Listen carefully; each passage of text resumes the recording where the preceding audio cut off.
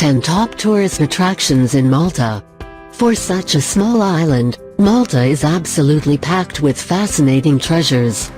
Breathtaking ancient sites, charming cities and beautiful beaches are just the beginning. Malta has attracted adventurers for centuries, and modern visitors have many opportunities for creating lasting memories in this enchanted place. Whether tourists want to relax by the sea, sampling Mediterranean dishes, or discovering a romantic piece of the past, the top tourist attractions in Malta certainly offer something for everyone.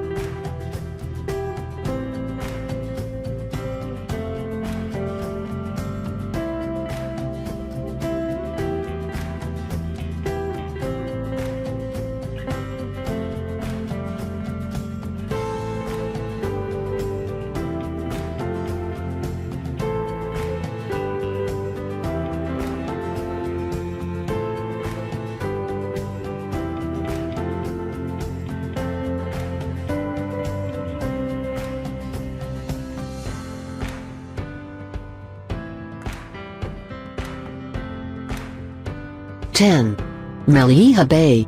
Melilla Bay, also known as Gadara Bay, is the longest and most popular sandy beach in the Maltese Islands. Handy cafes sell food and drinks, making it possible to stay on site without taking a break from the relaxation. A 15-minute walk leads up the steep hill to the rapidly developing town of Melilla, perched picturesquely atop a ridge. Nearby attractions include Popeye Village, the set of the 1980 film, and the restored St. Agatha's Tower from the 17th century.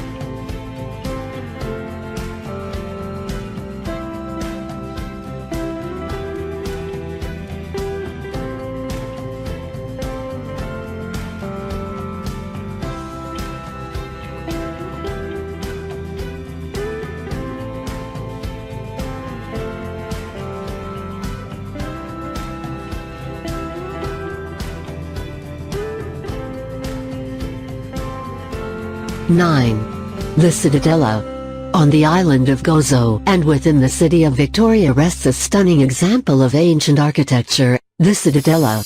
It was the inhabitants' main fortification for centuries. It was first fortified around 1500 BC, and continued development by the Phoenicians until, by Roman times, it had become a complex acropolis. The existing structures invite explorers of all ages to wander through ramparts, storerooms and tunnels. The views from the Citadella are not to be missed. Even better is the view of the Citadella itself as the sun goes down.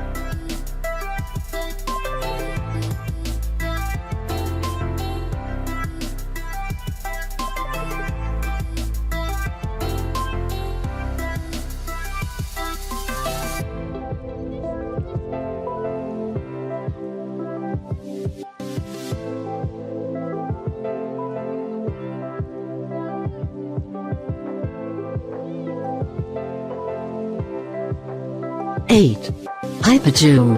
The Helsafliani Hypogeum in the city of Paola is the only prehistoric underground temple in the world. The temple consists of halls, chambers and passages carved out of rock. Thought to be originally a sanctuary, it became an acropolis in prehistoric times. The complex is grouped in 3 levels, the upper level 3600 to 3300 BC, the middle level 3300 to 3000 BC, and the lower level 3150 to 2500 BC. The deepest room in the lower level is 10.6 meters 35 feet underground. Only a limited number of visitors are allowed entry, and there can be a 2-3 weeks wait to get a ticket.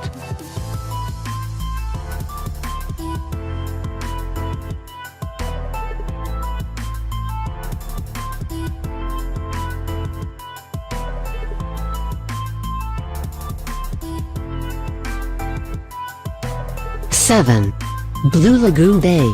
Found on the tiny island of Camino, which sits between the main islands of Malta and Gozo, the Blue Lagoon is a restful getaway. The island is so small that no cars are allowed on it. It is also largely uninhabited and only one hotel is located on site. Most people arrive on a daily basis via speedboat to claim their own section of sand on the lagoon for the day. Sparkling turquoise waters and white sand make a lovely backdrop for sunbathing, swimming, snorkeling and simply enjoying the beautiful views.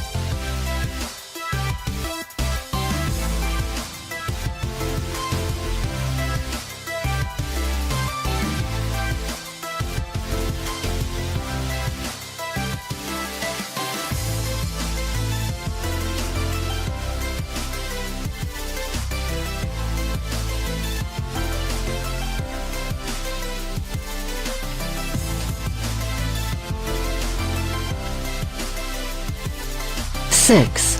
Golden Bay. Golden Bay is one of the few sand beaches on the northwest coast of Malta, and subsequently also one of the most popular. Sunbeds and umbrellas are readily available for hire to ensure a comfortable day on the sand. Several beach clubs and a large hotel are located near the beach. Because it's such a well-known beach and receives so many tourists, there are several vendors in the area offering rental equipment for various water sports.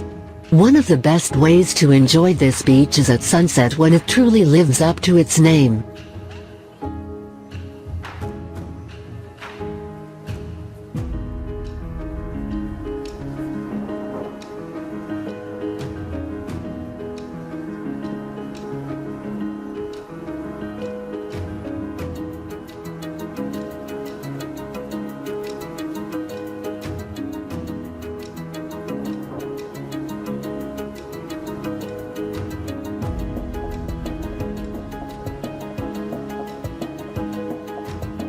Five. Marsak's Lock. This picturesque fishing village is just a 30-minute bus ride from Valletta.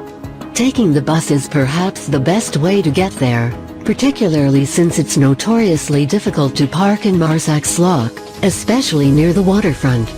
The village is very walkable, and with its colorful daily marketplace, strolling is the best way to experience it. The sight of the brightly painted Luzu fishing boats in the bay and the tranquil surroundings make this a very pleasant place to have lunch at one of the quayside restaurants.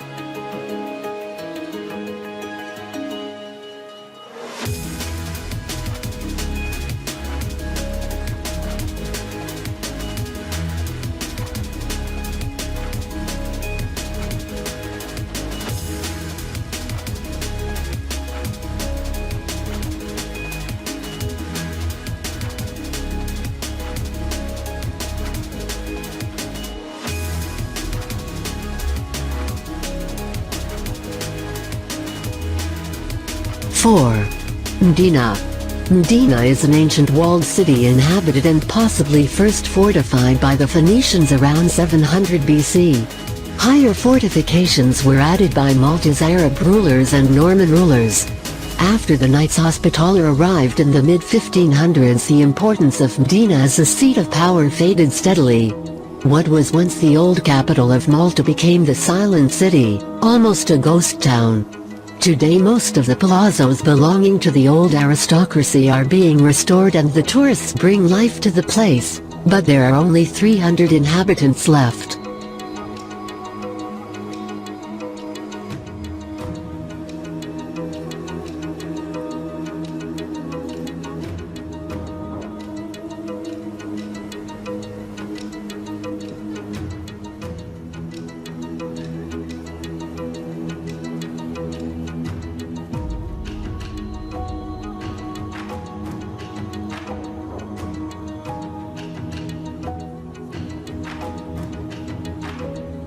Three. Azure Window. A breathtaking natural limestone arch with a flat top, the Azure Window is one of Gozo's top attractions. It's been featured in movies and television shows, and is considered an indispensable part of the Malta experience. The tourist village of Dwidra is nearby to serve the needs of visitors who scuba dive, swim and boat around the arch where it drops into the Dwidra Bay. Boat tours are available, offering plenty of opportunities to capture great pictures. The arch is visible from a great distance. Most people hike there, enjoying the extraordinary view as they go and then cooling off in the water.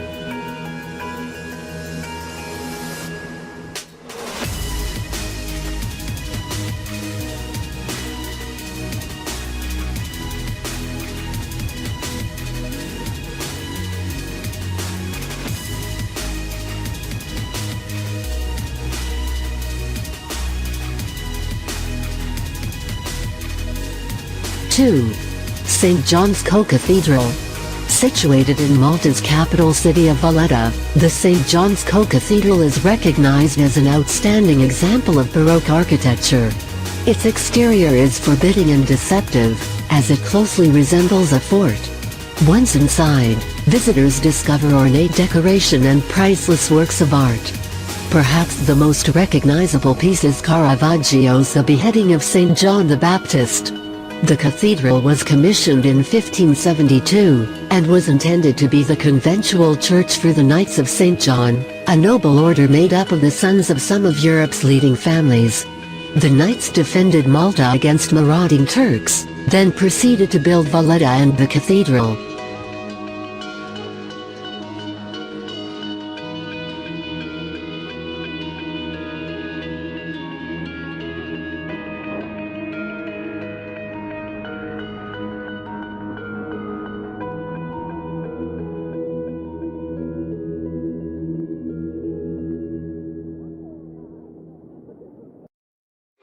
One. Hagar Chim and Nidra. The prehistoric temples of Hagar Chim and Nidra are found on the south coast of Malta, perched on top of a cliff and overlooking the islet of Filfla. The temples date back to around 3600 to 3200 BC. Hagar Chim consists of a series of interconnected, oval chambers with no uniform arrangement, and differs from other Maltese temples in lacking a regular trefoil plan. Nidra, a 700-meter (2,300-foot) walk downhill from Hagar Chim, is more elaborate. There are 3 temples side by side, each with the trefoil plan and a different orientation. An excellent visitor center offers many interactive exhibits. It is a fitting way to begin an exploration of the temples themselves. The views of the sea beyond are spectacular,